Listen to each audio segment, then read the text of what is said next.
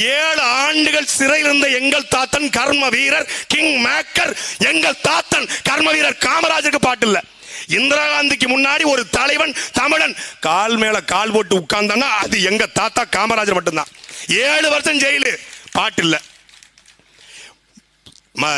மத்திய சிறைச்சாலை, திருச்சி சிறைச்சாலை, மத்திய பிரதேசத்தில் தாமோ சிறை என்று 9 ஆண்டுகள் தொழிலாளருக்காக போராடி என் பெயரை சொல்லி அரிஜன மக்களை, தாழ்த்தப்பட்ட மக்களை அடிப்பது என்பது என் இதயத்தை பிழிந்து ரத்தம் குடிப்பதற்கு சமம் என்று பேசிய முத்துராமலிங்க தேவர் 9 வருஷம் ஜெயிலில் இருந்தார், பாட்டு இல்ல.